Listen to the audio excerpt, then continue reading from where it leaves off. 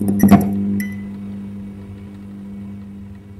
here with Richard Thompson. He's one of the most famous plastic researchers in the world, and he's brought some trash as well today that he's going to show you in a moment. And he's going to talk about what he hopes to get out of COP and what the University of Plymouth is doing here. Well, thank you very much. We're here at COP27 to talk about the research that we're doing at the University of Plymouth that relates to climate, and that's everything from marine renewable energy right through to sustainable agriculture. And indirectly it also influences one of the main topics that I've been working on for the last 30 years, which is the accumulation of plastic in the environment. Plastic accounts for 4% of all of our world oil production, and a further 4% on top of that uses the energy to turn the raw material, the raw oil and gas, into the plastic products that we use every day. Now those products are incredibly useful, but 40% of everything that's made is used for single-use applications, which rapidly go from fossil oil and gas through a really short-lived application, often in packaging, to very, very persistent and durable waste that we now know is accumulating in managed systems, in landfill for example, but also in the natural environment as litter, particularly in the oceans, which is bringing great concern. The fundamental problem here is we've got this linear system of fossil oil and gas, short-lived applications, durable waste. And that needs to change for a more sustainable future so that we use plastics in a more sustainable way to get the benefits, but without this environmental harm, without the damage of accumulation in the environment. When we talk about plastics, people usually associate that with the ocean. There's Yes. all kinds of programs and a huge media publicity around it to clean up the oceans and rid them of plastics. It's interesting, yeah. But that is, in a way, disconnected. Would you agree that the root problem lies not even upstream in the rivers, but even beyond that in the policies and regulations around plastics? It's a really economy? good question, and I think it's absolutely essential that we move our focus from what I would call end of pipe. We've got to tackle not the symptoms of plastic pollution, because the accumulation in the oceans is a symptom of the problem. It isn't the cause of the problem. The cause of the problem lies in this current linear use of fossil oil and gas resource to very, very persistent, durable items that accumulate as waste. And the challenge is that to get the benefits of plastic, what we've really got to do is make sure from the product design stage that we've thought about the environment while the product is used, to make sure there aren't excessive emissions of plastic, such as the microbeads in cosmetics that you might have heard so much about. Nearly 3 million plastic particles in a single container of a cosmetic product. This one was used by boys, actually. It's not a project for the ladies. It's our evidence that helped to bring attention to this, and we've seen legislation in the UK now to prohibit the use of rinse-off particles in cosmetics.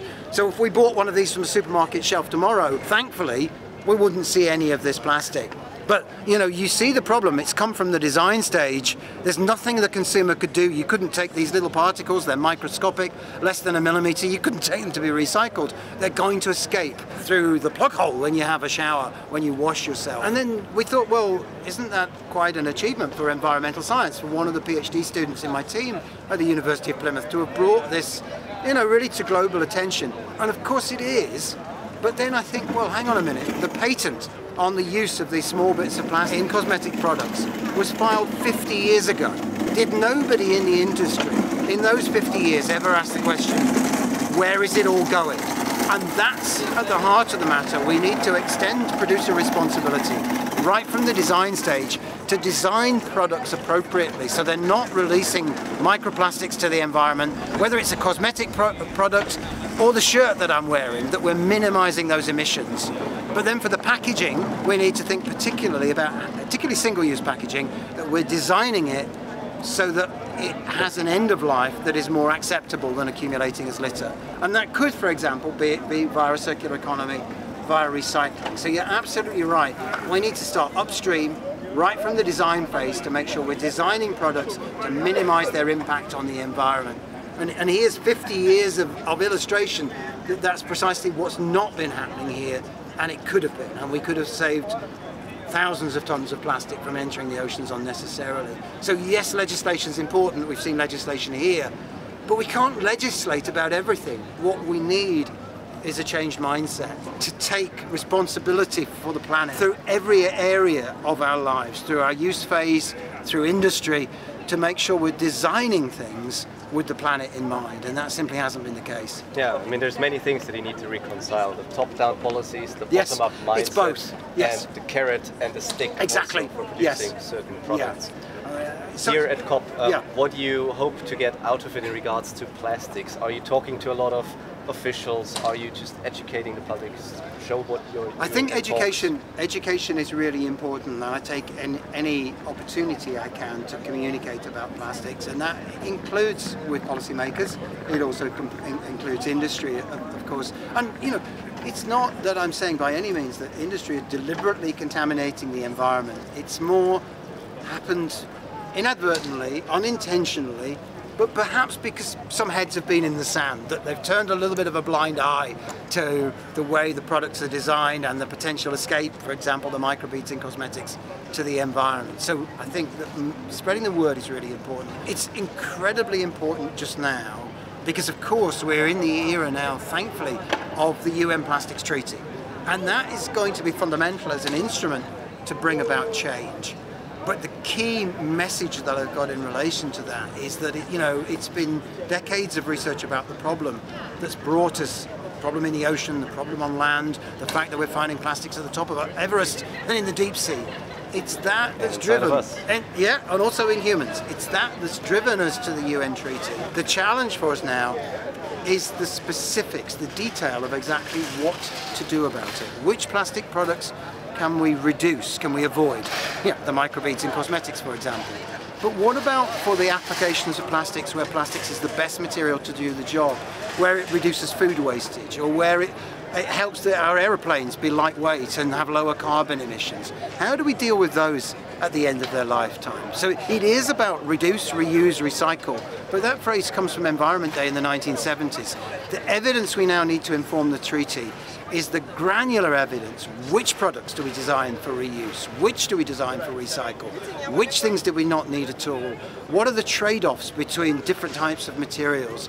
And I worry, after 3 decades of work on the problem, that while the treaty is a great opportunity, it could be a missed opportunity if we don't have rigorous evidence about the solutions. Which kind of solution will work and in which context? Because it will be very different in a country with highly sophisticated waste management infrastructures we see in Europe and in North America, compared to perhaps a developing nation where the fundamental problem is actually the collection of waste from households. So we need solutions, we need to tailor them to different nations. And you had a very important buzzword in there also with regards to developing context. Yes. 3 R's, reduce, yes. Reuse, recycle. Isn't it maybe time to acknowledge that the 3 R's are a failure in many places? Because the 3 R's don't work, and I personally think it needs to be 4 R's, and next to reduce, reuse, recycle, we also need to remunerate people. I would argue that the 3 R's are still really important. Reduce, reuse, recycle. There are more R's. Yes, there might be remunerate, and I'll come back to that in a minute. There's also redesign, for example. So there's a range of different strategies. The challenge, I think, is more at the granular level of which product do we redesign, which product do we need to eliminate, to reduce entirely, if you like. Now, when it comes to remunerate, to give a reward, if you like, for citizens to maybe return a bottle, to put it into a deposit return scheme and maybe get some euros or dollars or whatever it is back, some cents back for it. Yeah, it kind of makes sense because it will incentivize. The interesting thing is that when I talk to the behavioral scientists, the social scientists I work with, they tell me that that kind of incentive will only work as long as you're giving somebody the incentive. You take the incentive away, the bad behavior returns. And so my worry here is, although I think incentivization is part of it, and it's certainly part of it from a point of view of the business landscape, actually from a point of view of the consumer, what we need to do is remodel our relation to plastic. That starts at the design stage, but we need to make it so fundamental, the understanding of the waste. If you ask me what's the problem, why we have the problem we do now, it's because we've had 50 years of design for single use, for plastics for convenience that I can throw away as soon as I've finished with it, and I don't have to care about it. I'm taught that it has no value, I can use it once, I throw it away, it's okay. We've had 50 years of design for that, and effectively 50 years of training all of society that is the value of plastics. And yet plastics have a value in a circular economy. That's the remuneration. So I think it's about simplifying the system, reducing the diversity of polymers so that far more of our waste is compatible with recycling.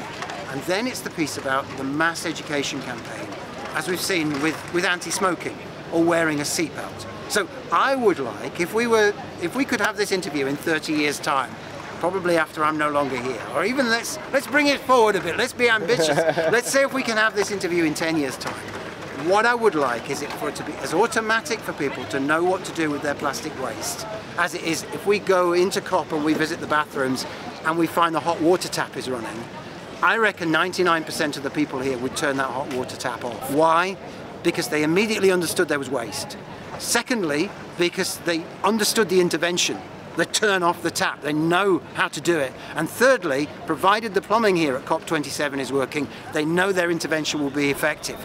So to me, it's not about trying to reward, to change every individual behavior. It's about changing the way, the fundamental way that we use plastics to give understanding that this is not a single-use product we can throw away without a care, that it has a value and we need to harness it more responsibly.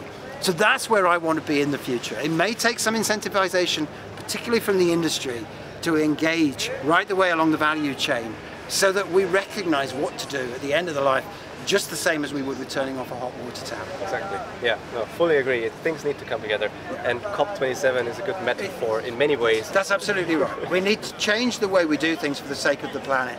The historical way of designing things to throw them away so they accumulate as waste. Many of the business models we've got are exploiting the planet's resources, its non-renewable resources, at a rate that is simply unsustainable. You know, the model that I talked about with the plastics, that throwaway culture from the 1950s. If I go back to the 1950s, we made 5 million tons of plastic globally. That throwaway culture that comes from the 50s, I mean, it wasn't nice then, but 5 million tons, 5 million tons of plastic then wasted, probably was manageable. Today, 360 million tons, 40% of it packaging, mostly single use. The planet simply cannot sustain that level of depletion of resource to rapid accumulation of waste. We've got to change our business models for the sake of the planet. So. One question. Yeah. COP27 in one word. COP27 in one word for me is about changing the way that we use our planet's resources. Okay, I'm ready. Okay, I've got it. I'm sorry, you took me by surprise. It's a good one. Say it again. COP27 in one word. Implementation.